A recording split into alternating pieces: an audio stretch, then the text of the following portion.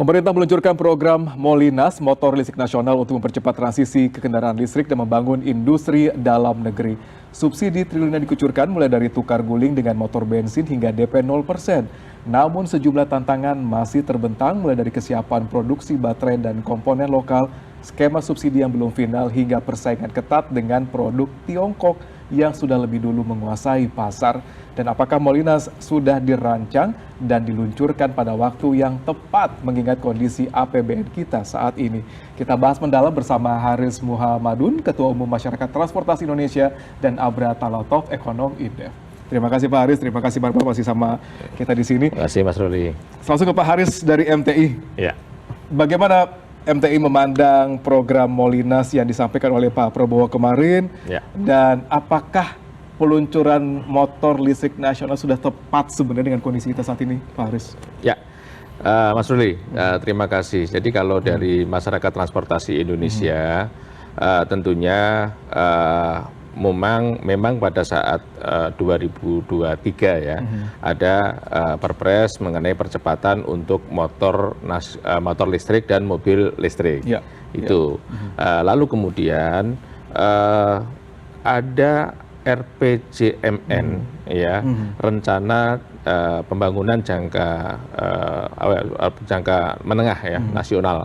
Itu sudah mengamanahkan, memandatkan kepada pemerintah sekarang ini di 2025-2029 itu akan membangun transportasi publik di 20 kota metropolitan. Artinya adalah kalau sama-sama itu menjadi program pemerintah, tentunya pasti akan dilihat prioritasnya. Lebih prioritas yang mana nih? MTI melihatnya gimana? Nah, kalau MTI melihat adalah yang berdampak besar untuk kepentingan masyarakat banyak, tentunya adalah pembangunan transportasi massal. Yang sekarang Jakarta sudah dibangun, kota-kota lain juga pengen. Makanya pemerintah juga melaunching baru-baru ini, yaitu yang akan dilakukan di Mebidang, ya, kemudian juga di Cekungan Bandung, ya, karena memang berdasarkan TomTom Index, ya, kemacetan di kota-kota besar kita ini sudah luar biasa, gitu loh. Selain daripada Jakarta sudah diintervensi dengan transportasi publik, tapi yang lain kan belum. Nah, itu yang pertama. Lalu kemudian dampak terhadap katakanlah sepeda motor, pengguna sepeda motor. Saat ini dari data yang sudah ada, nanti mungkin bisa dilihat data grafisnya. Atau kita masuk grafis dulu, kira-kira data terkait dengan kecelakaan. Ya.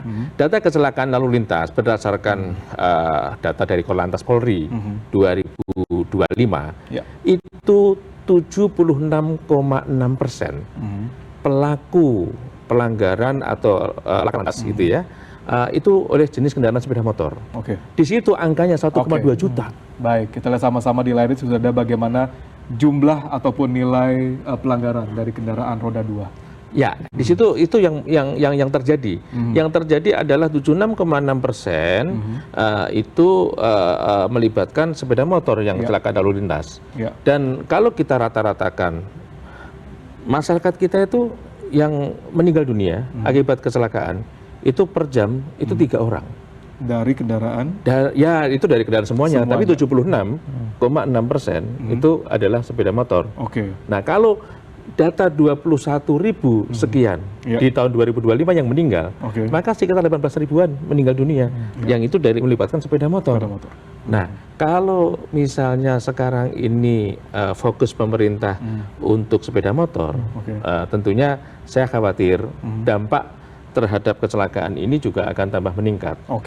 Baik. Itu yang satu. Baik.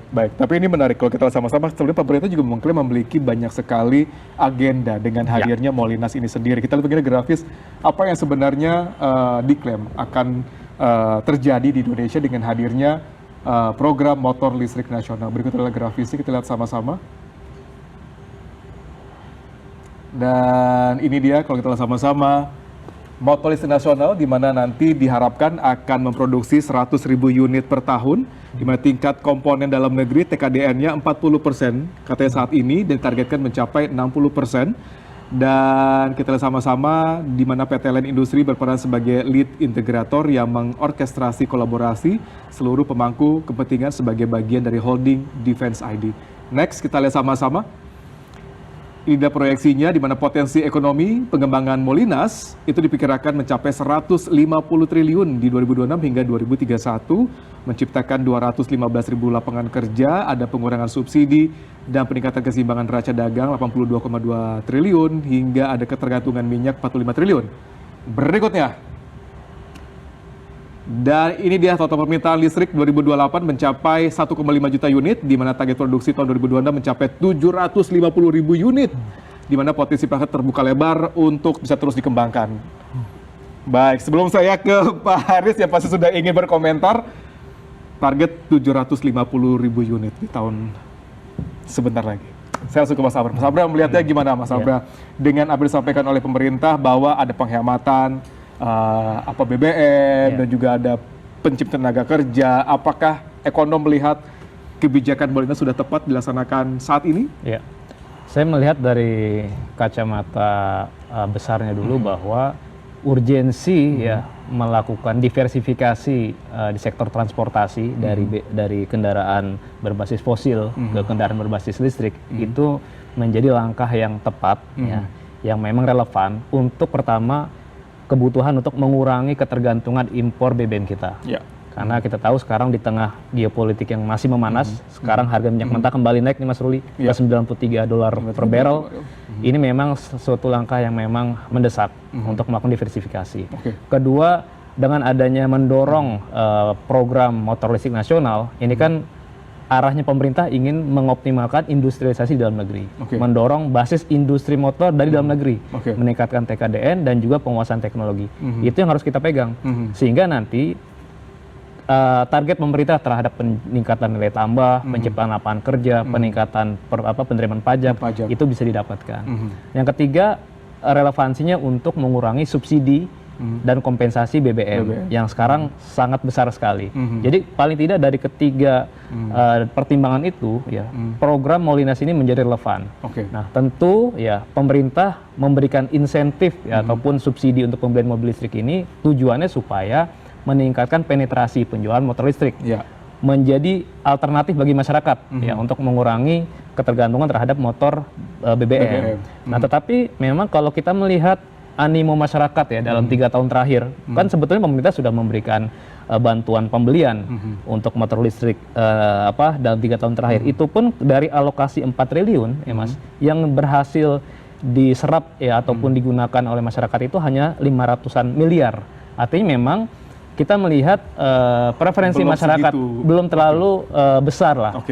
Nah tapi ini kan ada hal yang membedakan bahwa yang selama ini kita tahu bahwa motor listrik ini masih sangat bergantung dari luar. Pemerintah ingin mendorong supaya produksinya di dalam negeri ditingkatkan dengan adanya syarat TKDN lebih dari 60%. Dan subsidinya pun lebih besar nih, 8 juta rupiah per motor.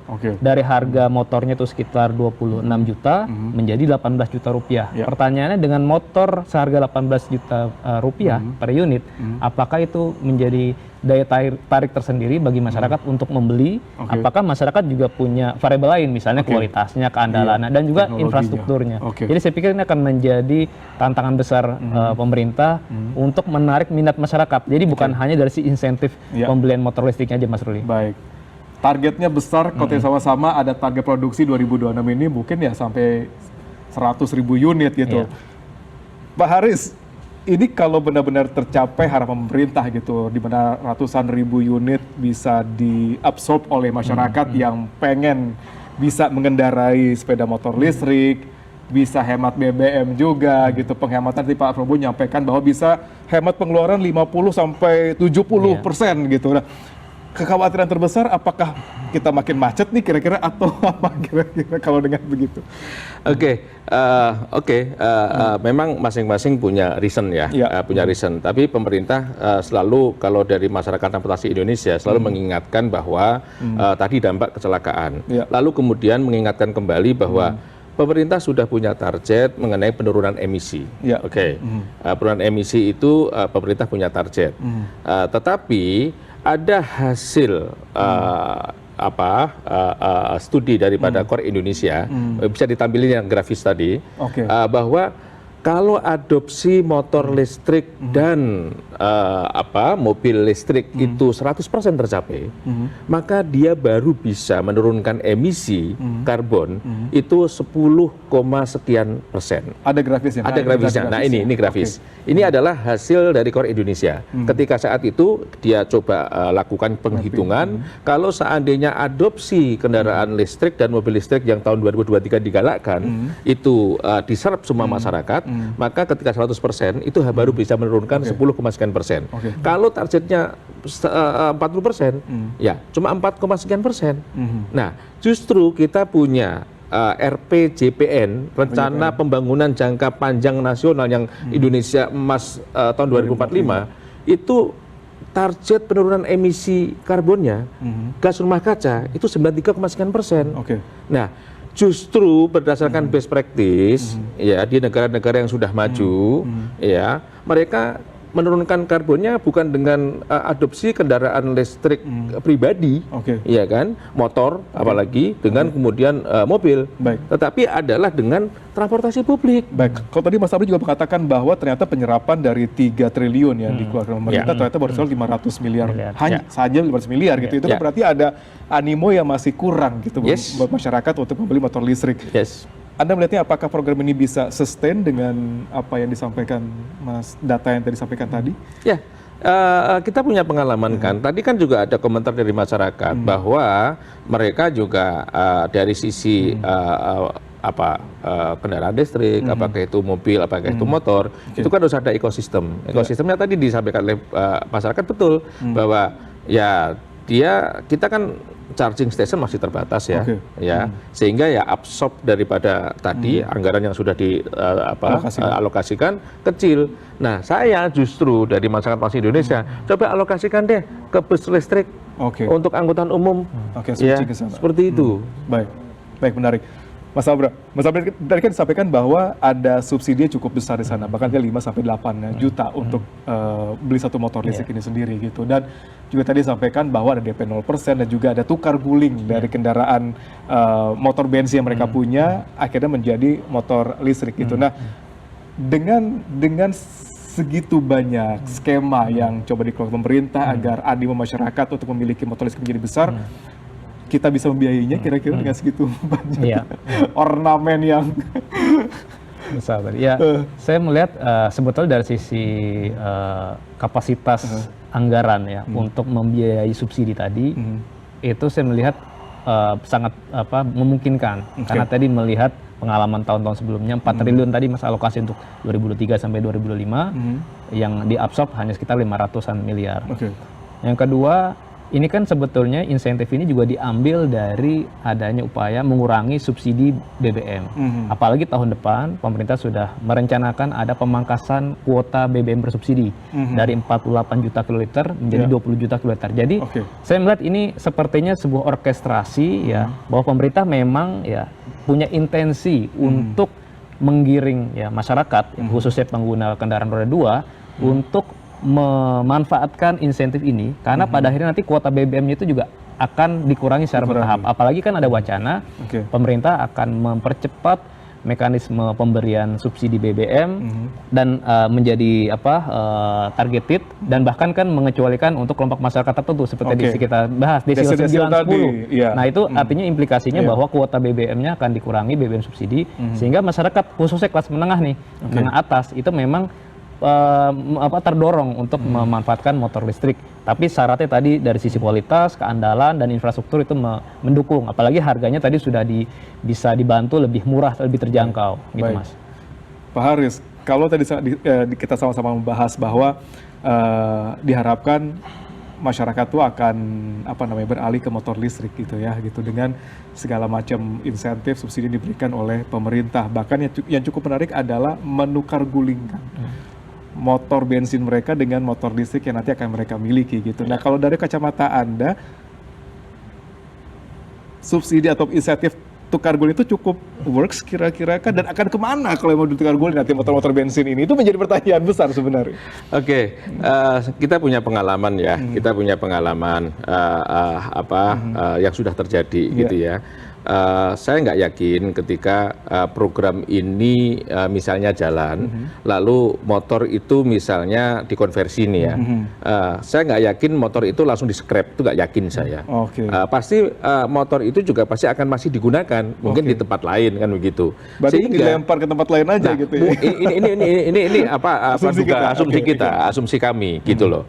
Kalau tadi ngomong-ngomong mengenai tadi ekonomi, saya kok malah lebih tertarik bahwa ada studi juga yang mengatakan bahwa setiap Rp1 yang diinvestasikan untuk transportasi publik, itu dampak ekonominya kalau dengan 12% share moda atau orang yang pindah moda untuk menggunakan angkutan umum, itu ada 4,8 kalinya. Rp1 48 kalinya. Itu baru 12 share modanya. Seperti Transjakarta yang sudah melakukan itu. Tetapi ketika misalnya kita bisa 40%, 60%, maka kan juga dampak ekonomi juga semakin besar gitu loh. Jadi please deh, artinya gini, negara-negara yang maju itu negara yang transportasi publiknya maju. Ya, karena transportasi publik itu akan membentuk peradaban kota. Nah, kita mau dibawa kemana ini gitu loh. Nah, artinya adalah kalau memang ada hitung-hitungan ekonomi, yuk kita apple to apple kan dengan ketika kita bangun transportasi publik gitu loh. Pasti rupa-rupanya ya tadi, apalagi dengan dampak kecelakaan tadi yang angka sudah menunjukkan gitu 76%. 76,6% gitu loh. Ini kalau nanti misalnya dikonversi kemudian dia tidak di-scrap tapi dia ada lagi, kemungkinan akan nambah lagi dampak itu. Sementara dampak dari absorb untuk konversi energinya, katakanlah yang penurunan emisi itu nggak tercapai, gitu ya. Tetapi juga dampak terhadap kecelakaannya, pelindungan terhadap masyarakat kecil kita justru semakin banyak. 3 hari meninggal dunia loh dalam kecelakaan lalu lintas. Saya kok mengkhawatirkan itu, Mas Ruli. Baik. Itu menjadi salah satu concern juga dari MTI bahwa kenapa nggak transportasi publik dulu yang rendah emisi gitu ya, ramah lingkungan itu coba dikejar oleh pemerintah dan berdampak untuk masyarakat banyak gitu loh. Kalau satu bus listrik kita karena dimuati oleh misalnya 60 orang, satu motor dimuatikan oleh 1-2 orang gitu loh. Nah, tapi kan juga tidak bisa menutup kemungkinan bahwa disampaikan oleh Mar Abra juga bahwa ada upaya untuk men-switch sebenarnya gitu ya, kebiasaan kita memakai BBM menjadi listriknya, dikatakan lebih ramah lingkungan. Tapi kalau dari itu semua, dana kita ada sebenarnya Mas untuk melakukan transformasi itu semua dengan menciptakan perusahaan atau pabrikan-pabrikan memproduksi motor listrik nasional dengan ada capaian 100.000 motor di tahun ini atau tahun depan gitu, dan juga bahkan baterainya pun juga kita coba untuk ciptakan sendiri gitu dengan nikel. Itu Anda melihatnya akan bisa benar-benar tercapai dengan hal itu? Jadi saya membaca bahwa arah pemerintah untuk mendorong motor listrik nasional ini ada kaitan dengan upaya pemerintah melakukan hilirisasi dan juga industrialisasi. Makanya kalau kita baca dari narasi pemerintah bahwa ekosistem yang dibangun ini nanti melalui beberapa BUMN dan PT LEN sebagai agregatornya, orkestratornya itu, saya melihat dari hulu sampai hilir ini make sense semua. Ya, artinya ini semuanya secara bisnis to bisnis akan dijalankan menggunakan sumber daya dari BUMN gitu. Tetapi memang pemerintah melakukan intervensi ya untuk bisa, ini kan masih fase awal di mana dari 145 juta total populasi motor nasional, motor listrik ini baru sekitar 35 juta. Artinya masih baru share-nya baru 0,25%. Maka untuk mendorong atau meningkatkan share dari motor listrik masih dibutuhkan insentif. Ini sebetulnya kan satu sisi untuk mengurangi biaya, kedua sebagai bentuk proteksionisme terhadap industri nasional, Molinas. Makanya ini insentif yang sudah diberikan juga harus diukur keberhasilannya, bagaimana nanti penyerapan dari masyarakat, kemudian industrialisasinya seberapa besar, termasuk komitmen terhadap TKDN. Jadi TKDN yang 60% tadi saya pikir juga itu jangan hanya hitungan TKDN jumlah komponen, tapi harus dilihat dari sisi cost structure. Karena antara TKDN sama cost structure itu beda. Bisa jadi 60% dari sisi unit komponennya, Unit komponen. tapi cost structure-nya mungkin nggak sampai segitu. 60%. Ya. Nah, jadi pemerintah juga harus fair. Harus fair. Karena Ya, transparan sebenarnya. biaya yang paling besar itu Iya. atau cost structure terbesar itu kan dari sisi baterai. Iya. Maka itu yang harus menjadi target pemerintah. Jangan ini hanya menjadi bentuk proteksionisme dalam jangka pendek. Dan nantinya ketika sudah kompetitif, bukan tidak mungkin nanti insentif ini dicabut karena pada akhirnya masyarakat memang dengan kesadaran sendiri punya pilihan yang rasional bahwa memang menggunakan motor listrik itu jauh lebih efisien dibandingkan dengan menggunakan motor BBM. Apalagi nanti kalau subsidi BBM-nya sudah targeted, jadi akses masyarakat menengah untuk bisa beli BBM subsidi itu udah nggak ada lagi. Maka wajar dan rasional mereka untuk menggunakan motor listrik itu, Mas. Baik, apabila masyarakat menilai bahwa rasional menggunakan motor listrik dan motor listrik menjadi banjir di jalanan, apa yang terjadi dengan skema di lalu lintas kita nih sebenarnya, Pak Hari? Oke, pasti Penuh motor kah kira-kira dengan target pemerintah 350.000 tadi kata? Ya, ini kan juga tadi ya, saya mengingatkan kembali, ketika memang itu sama-sama prioritas, maka pasti harus ada perankingan, ya kan? Tadi kan dikatakan bahwa alokasi untuk itu berapa triliun tadi. Ya. Nah, saya juga punya catatan. Ya, sekarang ini Kementerian Perhubungan dengan anggaran dari World Bank itu sudah melakukan kajian untuk membangun 20 kota metropolitan yang ada di Indonesia dengan public transport. Ini membutuhkan 3,3 triliun, di mana capeknya itu 18,16 triliun, kemudian tadi OPEC-nya 25,14 triliun. Artinya adalah yuk kita hitung-hitungan gitu loh. Kita hitung-hitungan. Apakah gitu loh yang mendesak itu dengan program Molinas yang ternyata juga ketika dia dilakukan punya dampak kecelakaan, kemudian juga ternyata juga penurunan daripada emisi karbonnya juga tidak begitu signifikan. Nah, kemudian yuk dihitung head to head kan dengan pembangunan transportasi publik di 20 kota yang memang sudah menjadi amanah daripada RPJMN. Nah, kalau ini misalnya nggak tercapai, katakanlah sekarang sudah 2026, 2027 baru Bandung sama Mepidang yang akan beroperasi. Kita masih 18 lagi.